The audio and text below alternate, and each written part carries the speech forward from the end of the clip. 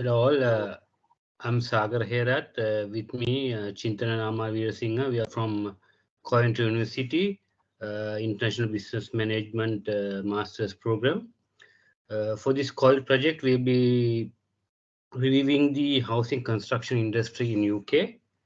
Um, as an introduction, this presentation will discuss about the housing construction industry in the United Kingdom and its past and forecasted trends.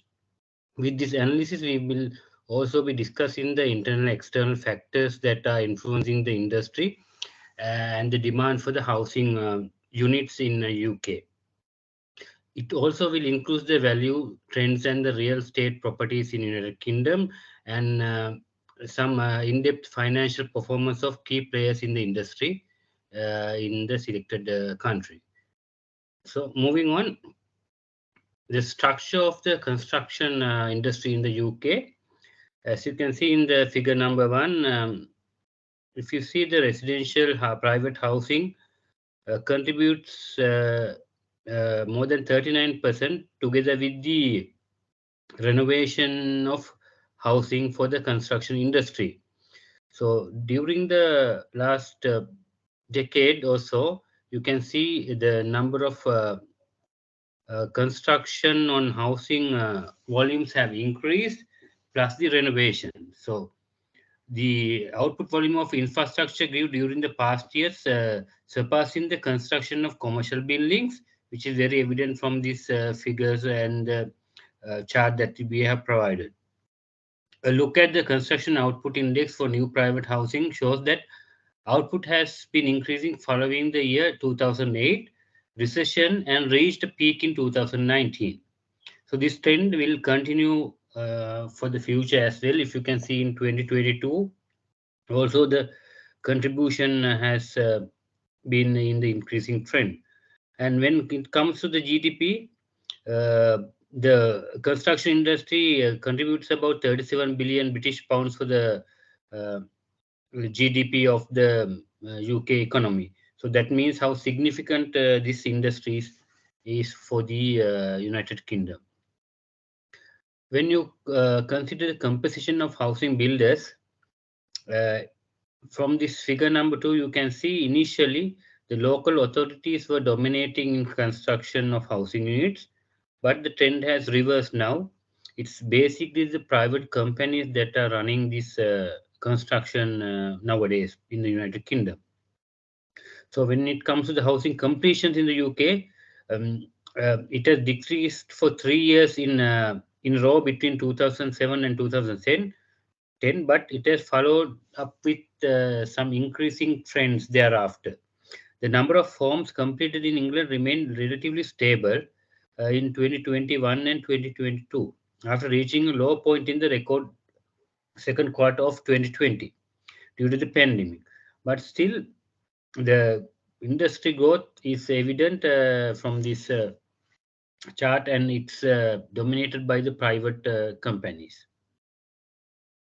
The new housing starts and completion in UK has always fluctuated during the last 10 years. If you can see from the figure number 3, United Kingdom, in the United Kingdom, England was the country with the most of the new house construction which have started. So even in 2022, you can see the highest number of housing construction was started in United Kingdom, but there the significant trend is that it has been fluctuating, maybe because the construction period, the lead period that the construction industry has to provide the required number of units.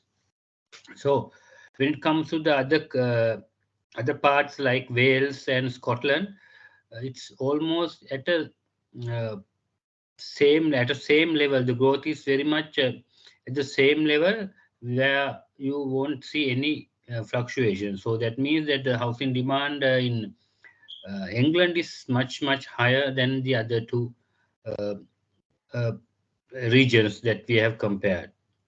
But the scenario is different in London, where you can see the new housing units completion has been increasing on an increasing trend. So figure number 4 shows that in London, the new completion and construction of housing units has been always in an increasing trend during the recent past, which shows the demand for housing units in London is very much higher compared to the entire country.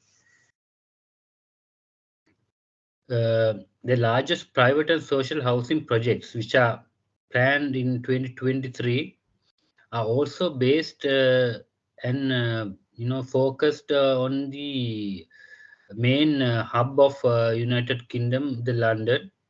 So 4 of the 10 largest new residential construction projects in the United Kingdom, uh, which will be, which are started or which will be starting this year, are based in London. The biggest or the largest project is 1.1 billion British pound project, uh, which is going to be done by MMC. So why this focus on London is basically London is one of the best known cities in the world. It's important financial and economic center, accounting for the highest share of GDP in United Kingdom, which is about 25%. The economic importance of and the popularity of the city are some of the factors fostering a high demand for housing construction in London. In addition to the 20,530 units already started and completed in 2022 and 2023, you also can see like there was like uh, the private housing starts comparison to the number of private housing starts in the UK, as was estimated to be 170,000. So major portion of this 170,000 units are uh, within the London city area. Some of the projects are coming in areas like Manchester, which are very smaller in value. So the other key factor in this industry is the pricing of houses, the housing units. The house prices in the United Kingdom started to decline after a peak in July 2022. But if you can see from the figure number 6, it has always been in the continuous increasing trend, and it's has a significant increase from 2007 onwards. And at present, the market stood in April 2023. The average price for a home is around 286,500 British pounds. However, you can see a slight dip uh, in June because the main reasons for this housing demand, uh, the main dependent variables can be the such as the mortgage rates, supply and demand for the market, and population growth, things like that. So one of the key factor of this for the demand of housing unit is mortgage interest rates of mortgages. So if we go back to the previous mortgage rates in the next slide, you can see the mortgage rates of United Kingdom, the financial sector has significantly increased from 2021 because of the recession and other factors that we have witnessed. So this sharp increase has impacted on the demand for the uh, housing units. So that's why that we can see a slight dip in the demand for the housing units when the mortgage rates increase. People are not really willing to go and buy houses because their commitments are too high. But the latest trend is the interest rate are coming down, so we can anticipate a growth in the market. There can be a demand creating in the future for these housing units going forward. So other interesting point for this housing industry is the first time buyer prices. So as we can see, the Greater London and Southeast London, those areas, the average house prices for first time home buyers have increased, and average price was about £300,000 in 2022, up from about 264,000 in 2021. So that means the overall prices have increased, especially in Greater London. We can see the comparison between the other regions in this figure number 8 as well. Southeast London, the most expensive region is the Southeast London to buy a home, where it's an exceptional case in this scenario. And the other interesting point is the average age of recent first-time home buyers in England. So even during the last 10 years, you can see there has been a fluctuation of the first-time purchasers' age. But when it comes to London, the houses in London, the age of the buyers have decreased from 36 to 33 in 2022, whereas the other areas, the age of buyers have increased slightly. So, which means like more of the young people prefer to go to London and buy houses there, whereas the other areas, the age is like more into mid 30s, where people like more settled people are moving on to outer areas of London, whereas the young people prefer to buy housing in the London area. And this is another comparison of how much of a saving you can make when you rent or when you purchase a house rather than going for rent. So there are 4 years comparison here, where you can see in Greater London in 2022, you can, in average, you can save about £246 per month if you buy a house rather than renting. So likewise, even here you can see a significant difference between the other regions and Greater London.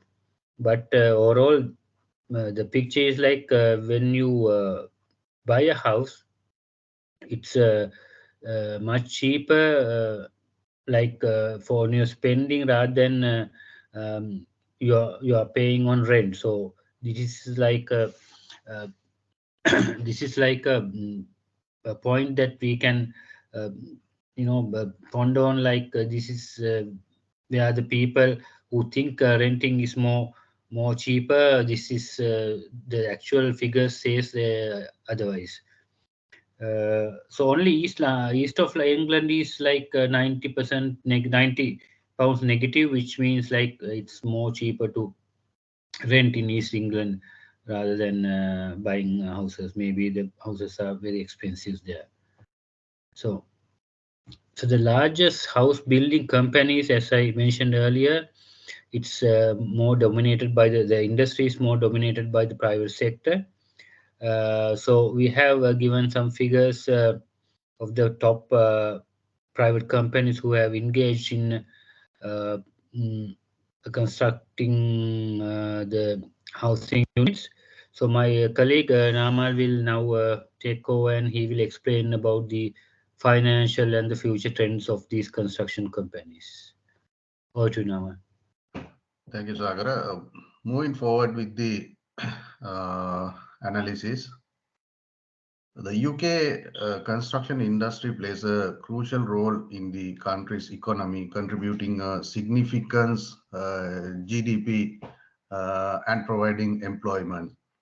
So the here we analyze the revenue generated by key house builders in UK over last decade. The industry encompasses a wide range of activities, including residential, commercial, and infrastructure construction. So our major concern here is house building, which is major component of the construction industry, which is driven by factors such as population growth, urbanization, and government initiatives to address housing shortages. The key players including Per Simpson Homes, Morgan, Redrow, and Berkeley Group, among others. Moving towards the next slide, the table 1 represents the range of turnover values in 2022 with a positively skewed distribution, a moderate peak, and some variability in turnover figures. The mean and median value provide measures of central tendency, while standard deviation and variance indicate a spread of the data. When we move to the table 2, which is profit before tax data analysis, the mean profit before tax for the year 2012 is approximately 1.3 million GBP. This represents the average value of the profit before the tax across the data set we are analyzed. In the table 3, which is return on capital employed, indicate the range of return on capital employed values with a positively skewed distribution and moderate peak, and some variability in the return on capital employed figures.